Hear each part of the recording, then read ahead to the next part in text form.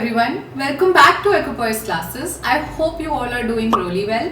So आज हम एक बहुत ही important topic पे बात करने वाले हैं जो कि है CUET which is Common University Entrance Test.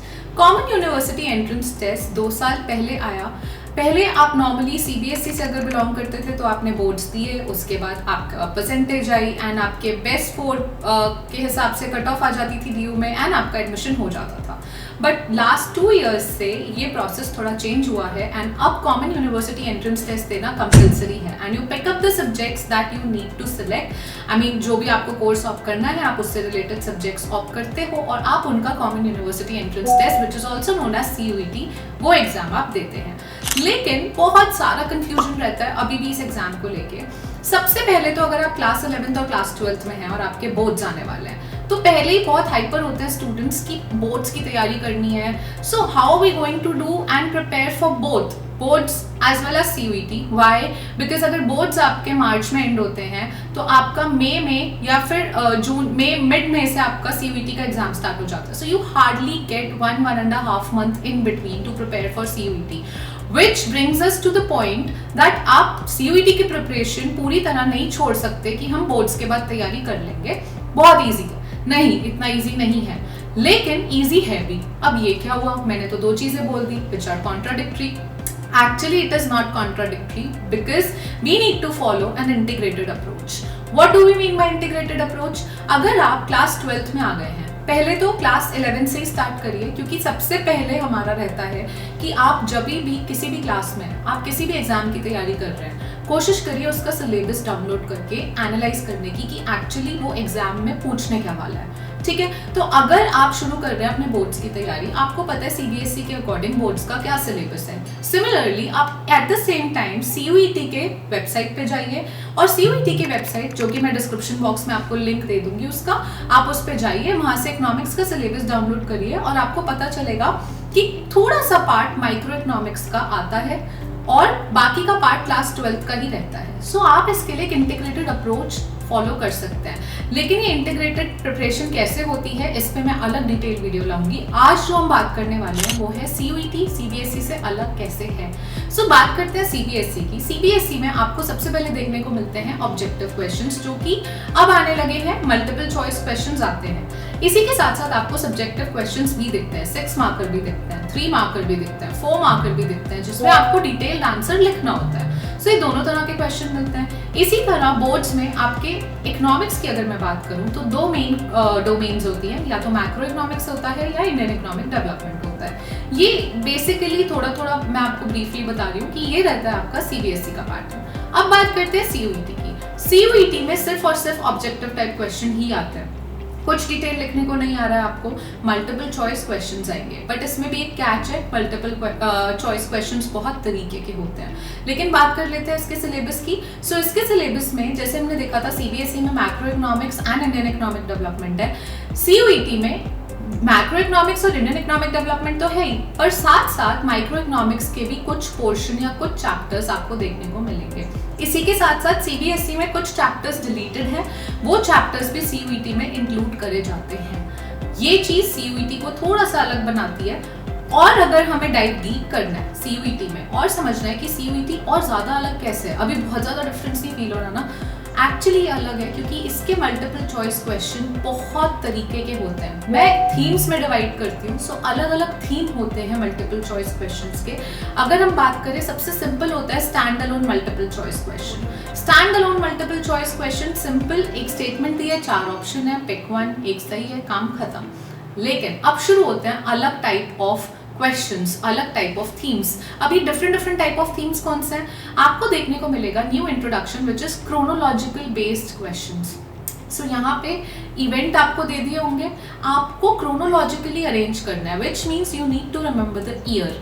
And कुछ चैप्टर्स होते हैं स्पेसिफिकली जिसका डेटा आपको लर्न करना होता है, बाकी चैप्टर्स से डेटा आपको नहीं लर्न करना होता. ये भी हम बात करेंगे इन आवर अपकमिंग वीडियोस कि कौन से ऐसे चैप्टर हैं जिसमें से आप डेटा याद कर सकते हैं. And I will try and provide you a precise table also कि बस आप इतना डेटा करके जाइए and you are good to go. इससे आगे आपको डेटा नहीं करना है. ऑलराइट, देन बात करते हैं सीक्वेंस बेस्ड क्वेश्चन की कि कुछ अरेंजमेंट करनी है, सीक्वेंस वाइज अरेंज करना है. ऐसे भी क्वेश्चन आते हैं सीयूईटी में। इसी के साथ साथ स्टेटमेंट बेस्ड क्वेश्चन आते हैं, लेकिन वो वाले नहीं आते जिसमें स्टेटमेंट ए है, स्टेटमेंट बी है एंड स्टेटमेंट 1 से स्टेटमेंट बी कॉज हो रही है, स्टेटमेंट बी से स्टेटमेंट ए, जो कि आपको सीबीएसई में मिलता है। Not these kind of questions, okay, these are different kind of statement based questions. Then you also see match the column questions, and match the column questions ना बहुत अच्छे लेवल के होते हैं, ठीक है। सीबीएसई में आपको देखने को मिलेगा कि you have to pick one, A से या तो 1 मैच हो रहा है, बी से या तो 2 मैच हो रहा है, इस तरह से। लेकिन यहाँ पे ये नहीं है, यहाँ थोड़ा और डिफिकल्टी लेवल बढ़ जाता है सीयूईटी में। एंड सीयूईटी में मैच द कॉलम क्वेश्चन अगर किसी एक चैप्टर से आया है तो वो कोशिश करते हैं उस चैप्टर के जितने भी क्रिटिकल सब टॉपिक्स हैं वो उस मैच द कॉलम क्वेश्चन में डाल दें, which makes it all the more difficult. But then there's also a trick to get to the answer, and we will also discuss these tips and tricks to solve CUET paper, but that would again be a separate video because that requires a lot of detail. Okay, then you also get factual questions, current affair based question होते हैं। इसी के साथ साथ आपको picture based question या diagram based question देखने को मिलेंगे कि एक पिक्चर दी है, आपको एनालाइज करना है, या ग्राफिकल क्वेश्चन है, आपको बताना है। सो इस टाइप के क्वेश्चंस आपको देखने को मिलेंगे, एंड कैलकुलेशन बेस्ड क्वेश्चन भी आपको देखने को मिलते हैं। So there are lot of themes, okay, this is how we dive deep into the multiple choice questions. So the kind of multiple choice questions that you get in CUET has been divided under a lot of themes, and there are many themes. अभी तो मैं ये theme बस आपको verbally बता रही हूँ, जैसे जैसे हम और वीडियोस लाएंगे हम एक्चुअल क्वेश्चन प्रैक्टिस करेंगे यूनिट बाय यूनिट, तो हम वो प्रैक्टिस करते करते मैं आपको थीम से इंट्रोड्यूस कराऊंगी, मैं आपको सॉल्व करते हुए टिप्स एंड ट्रिक्स बताऊंगी।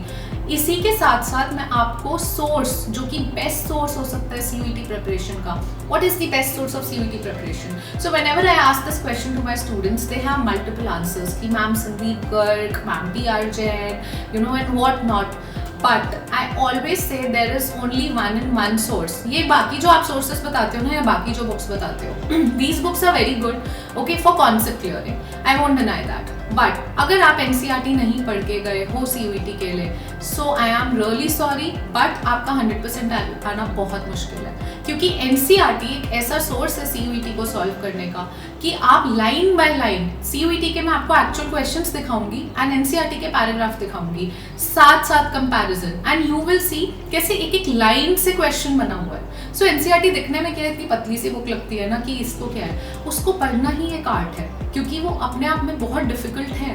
एंड लाइन बाय लाइन अगर क्वेश्चन निकल आता है, it means that every line is very crucial और very important. So NCERT is the best source and I say the only source. बाकी concept clear करो sources से, but CUET crack करना है, 100% टाइम लाना है अगर, तो एनसीईआरटी से अच्छा सोर्स कोई हो ही नहीं सकता आप लोगों के लिए। सो एनसीईआरटी पढ़ना is very critical, and how to read NCERT for CUET preparation line by line, that is also what we'll get a different topic. So there are, as I'm telling you in this video itself, that there are many upcoming videos that are going to be there on this particular theme, because I need to make sure कि आपका 100% tile आ रहा है, और उसके लिए बहुत important है कि मैं आपको सारी डिटेल्स दूँ कि कैसे आप CUET में बेस्ट स्कोर कर सकते हैं। सो आपका ये बेस्ट सोर्स रहता है CUET के लिए। तो ये बहुत ही छोटा सा डिफरेंस मैंने अभी आपको बताया है कि सीबीएसई से सीयूईटी कैसे अलग है, क्योंकि जो मैंने आपको सीयूईटी के बारे में बताया है, सीयूईटी में अगर ऑब्जेक्टिव टाइप क्वेश्चन है और सीबीएसई में भी है, तो दोनों के ऑब्जेक्टिव टाइप क्वेश्चन एक तरीके के नहीं होते, उसमें भी थोड़ा डिफरेंस होता है। सो ये चीज़ हमें माइंड में रखनी बहुत ज़रूरी है। लेकिन आगे आने वाली वीडियोज़ में जब हम प्रैक्टिस करेंगे तो मैं आपको ये बताऊंगी, साथ साथ कंपैरिजन दिखाऊंगी कि same kind of question CBSE में कैसे आता है और सीयूईटी में कैसे आता है। लेकिन इससे हमें ये भी क्लियर होता है कि दोनों की प्रिपरेशन इंटीग्रेटेड वे में चलनी चाहिए, कि जब आप एक चैप्टर पढ़ रहे हैं तो उससे सीबीएसई काइंड ऑफ क्वेश्चन भी प्रैक्टिस करिए, but at the same time CUET के तरीके के भी करिए। This will help you in 2 ways। पहले तो आपके दोनों एग्जाम की तैयारी एक साथ होती जाएगी, एंड सेकेंडली आपका वो कॉन्सेप्ट बहुत ज़्यादा डिटेल में क्लियर हो जाएगा, and you will never forget that, because आपने इतने क्वेश्चन और इतने काइंड ऑफ क्वेश्चन प्रैक्टिस कर लिए होंगे ना कि there is no stopping in that particular topic for you. Okay, so believe me, you're already there, सोच लिया है ना, हो भी जाएगा। सो 100 परसेंटाइल तो हम लोग लाके ही रहेंगे। And I think that's it for this video. I hope you really like it. पसंद आई है, लाइक शेयर सब्सक्राइब बिल्कुल करना है, भूलना नहीं है। तभी पता चलेगा कि आगे CUET पे और कितनी डिटेल वीडियोस आ रही हैं। Okay, and if you are already a subscriber of this channel, I would like to thank you a lot. Thank you from the bottom of my heart, and take care everybody until the next time. Bye bye.